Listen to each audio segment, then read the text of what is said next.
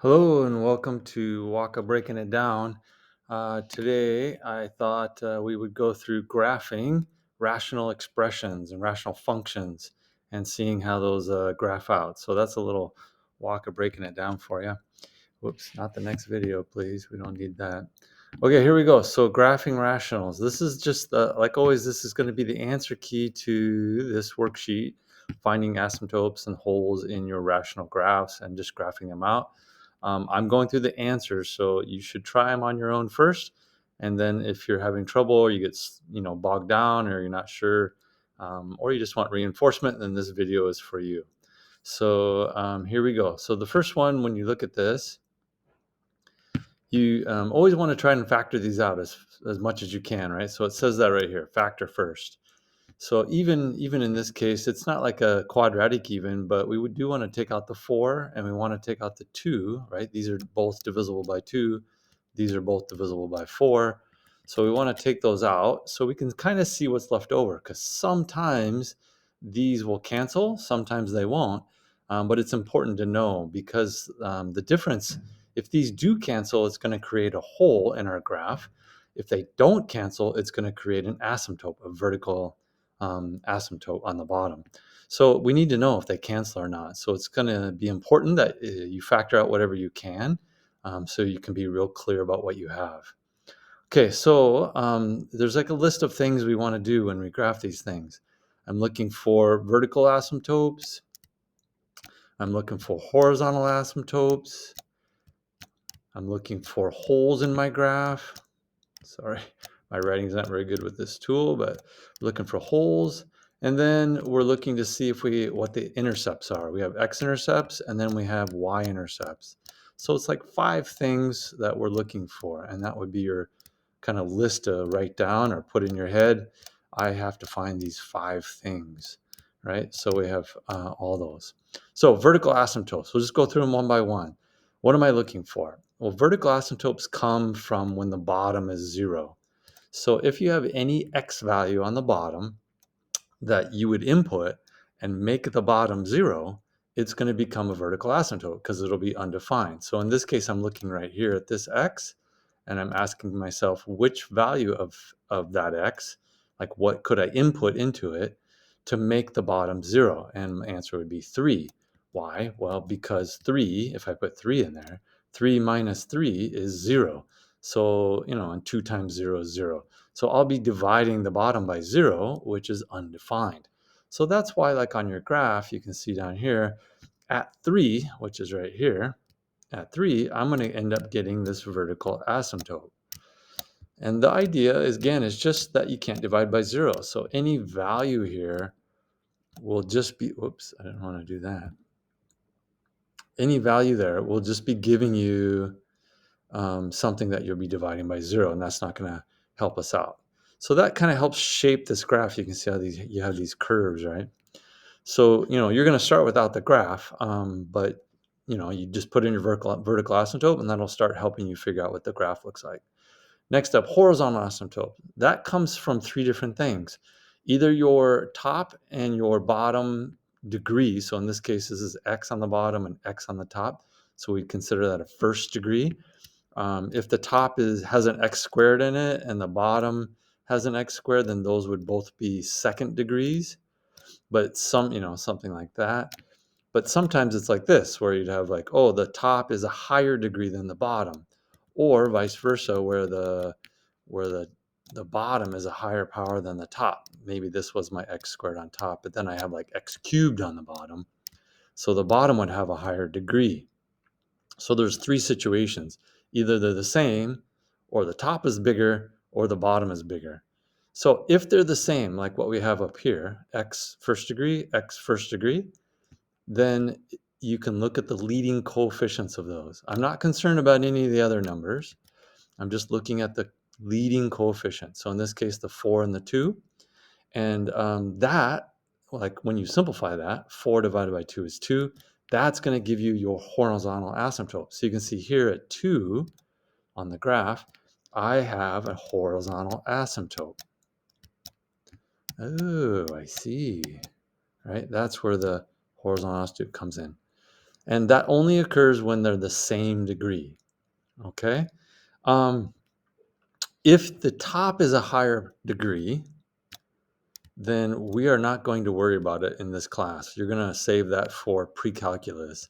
You can get kind of a lot of funky things going on when you have the top is a higher degree.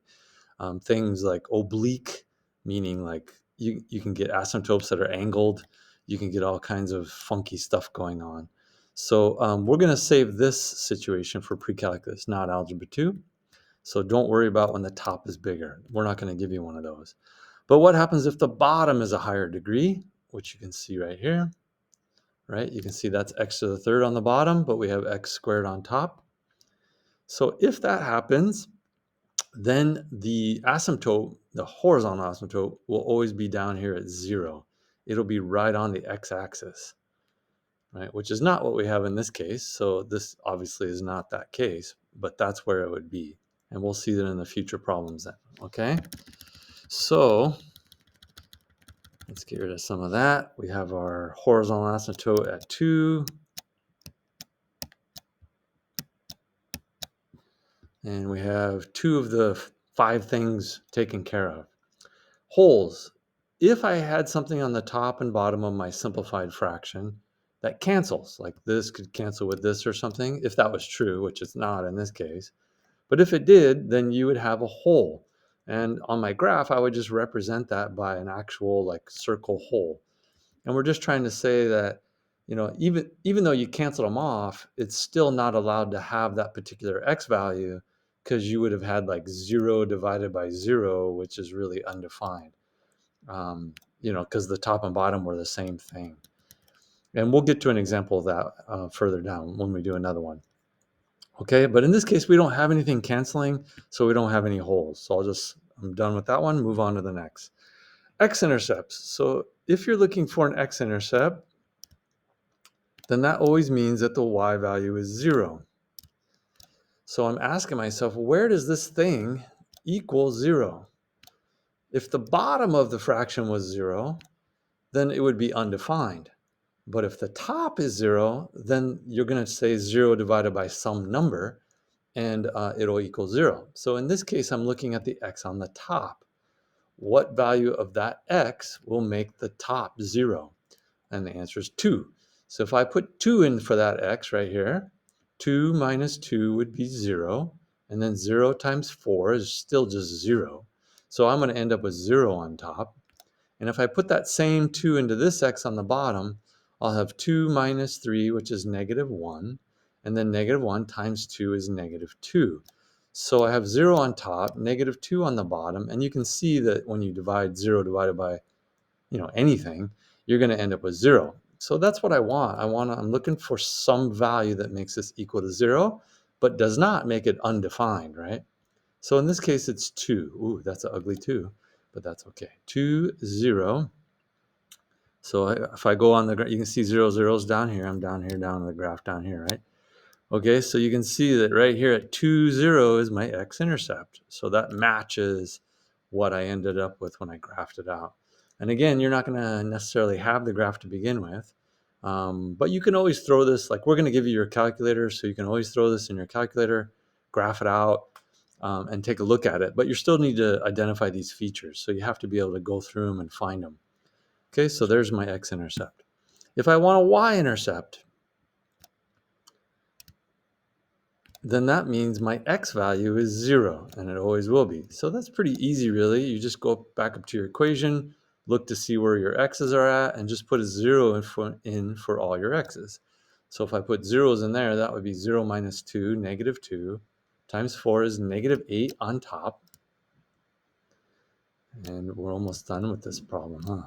And then we have negative 3 on the bottom times 2 is negative 6. Negative 8 divided by negative 6. The negatives will cancel, and then 8 over 6 will simplify down to 4/3. So that's like 1 1/3. Sorry, it's hard to write with this little tool here. Anyway, so this, if I put 0 in for x, like I have here, then my y-intercept will become 4/3. And then we should be able to see that on our graph. So let's go over here, y-intercept. Oh, right here. You can see it's not a very nice even split, right? It's not quite up there. It's not quite down here. It's not really 1. It's not 1.5. It's like 1 1/3. So right there is my y-intercept, right?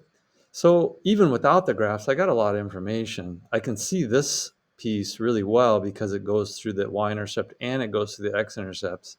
And then, of course, I have my asymptotes for it to follow as well. So it's going to follow these asymptotes. So that one's pretty easy. My problem is that if I were just to graph this cold, I wouldn't know what the shape of this really looked like. So I might try a value. I might just take 4 or maybe some number over here like 5 or 6, whatever I want. And I might just try it in my equation, right? I'm just going to say, oh, let's just plug that in. So sorry, if I try to erase all this stuff up here, I'm going to be erasing the stuff on the left too. So I'm gonna just you have to look with me. So I'm just looking back at the equation, right?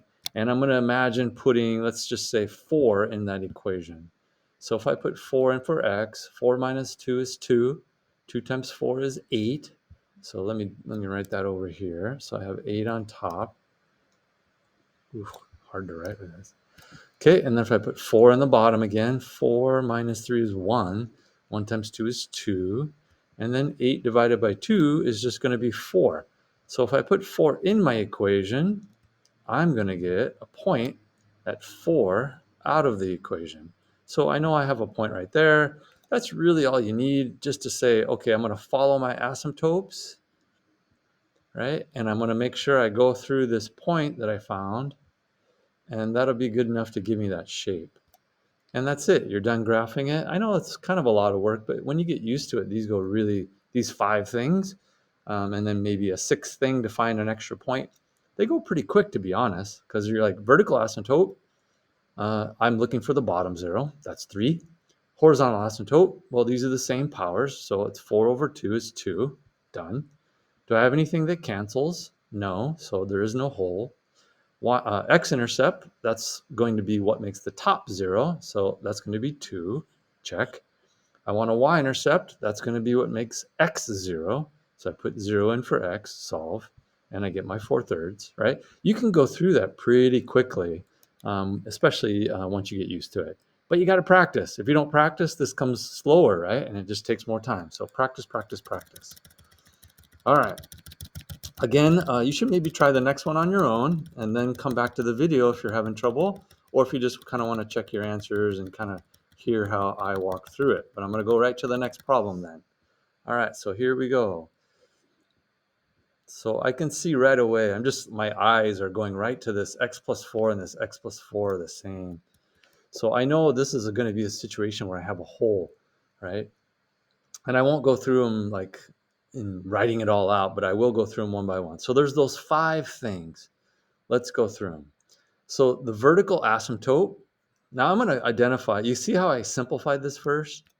Like I cancel that and I simplified this. That's really a good thing to do because you don't want to mistake a hole for an asymptote. So in this case, I have a hole, I recognize it right away. I'm just going to identify that right away. And I know I have a hole at -4 to begin with because that's what makes this x, or this piece 0 if I put -4 in for x. I'd have 0 over 0, which is undefined. So the trouble is, I know it's at -4 here somewhere, but I don't know what the y value of that is. So I actually have to put that back in. But where I put it is not in the original because I'll end up with 0 over 0. I put it in the simplified version. So we do want to simplify this right away. And then you can start using this for all the rest of the stuff. Okay, so -4, I put that in on where x is. -4 minus 2 is -6. So I have 3 over -6. 3 over -6, which simplifies to a -1/2. So you can see that that's where I get the -1/2 from. There's a hole there. Now, when you graph these out on your calculator or on Desmos, it's not going to show you the hole. Like you're not going to be able to see it. So what we do is we draw in the hole ourselves, and you have to find that from the equation. It's going to be really hard to see it on the graph. If you really, really zoom in and you know it's there, then maybe you can kind of find it by like tracing or maybe making a table of values or something. But really, it's going to be much easier just to look at the graph. Okay, so we got our hole. That's one out of our 5 things. And let's go to asymptotes. So vertical asymptotes. Well, that's what makes the bottom 0, in this case 2. So you can see I have a vertical asymptote at 2. Horizontal asymptotes. Well, it's one of those 3 situations. Is the degree of the top and the bottom the same? Is the degree on the bottom the higher? Or is the degree on the top the higher? In this case, the degree on the bottom is higher, which means my asymptote is going to be at 0 no matter what. And there's reasons for that. The idea is that the bottom gets really big fast. Like if I go out to 100, right? You're going to have 3 divided by 100, which is a really small number, or 98, That's a really small number. It gets closer and closer to 0. 3 over 10, 3 over 100, 3 over 1,000, 3 over a million. It gets closer and closer to 0. So that's what makes the horizontal asymptote 0. If we had the top higher again, you would leave it because that's going to be something for pre-calculus. So problem number 1, we had one where they were the same. In this case, we had one where the bottom was a higher degree, so horizontal asymptote was 0. All right, that's 3 of the 5 things. I just need my intercepts. If I want my y-intercept, I need to make x 0. So y-intercept, again, is making x 0 to get a y value for the intercept. So I put 0 in for x. That gives me 3 over negative 2. That's negative 1.5. And you can see that right here, negative 1.5. That's my y-intercept. If I want an x-intercept, that means I'm making the y value 0, which means I'm trying to find out what's going to make this top 0. And in this case, there isn't anything, right? There's nothing that's going to make that 0. Oh, then what do we do? What's going on? Well, if you look at your graph, you already made the horizontal asymptote at 0. So the graph will never touch the x-axis. You're not going to have any x-intercepts. Oh, so I don't have any x-intercepts. Oh, okay. So that makes sense then why I don't see anything that's going to make the top 0. It just kind of confirms that. Okay, we're done. This part I can graph. I can see, again, I can see that point. I know where the hole is. These lines that you draw will always go right through the hole. It's just that the value right where the hole is undefined, but everything around it is defined. Negative 3.99, negative 4.1, all those values are defined. Just right at negative 4, it will make a hole because we had this situation over here, right? Over here, though, I might want to try a value. Again, let's just put in 4 and just see what value I have. Remember, this graph might not be here, and I might have to find that myself. So I'm going to put 4 in for x, right? Just put 4 in for x. 4 minus 2 is 2. So I get 3 over 2. It's pretty quick, right? Put in a 4, you get 1.5. Okay, there's 1.5. There's one of your points, right? This is 1.5. So 4, 1.5. And now that gives me a guide to kind of know where I am when I draw this piece. All right, so that's it. It goes faster and faster, right? But this is a good example of where the hole is and how to deal with the hole. You have to kind of use the simplified version to put in your hole value and find out where it is on the graph. All right. So again, try the next ones on your own. Hopefully that'll be good. These all work very similar, the same way, right? You can see this is a hole here. You can see that this is going to be my vertical asymptote. I can see that I have x squared on top and x squared on bottom.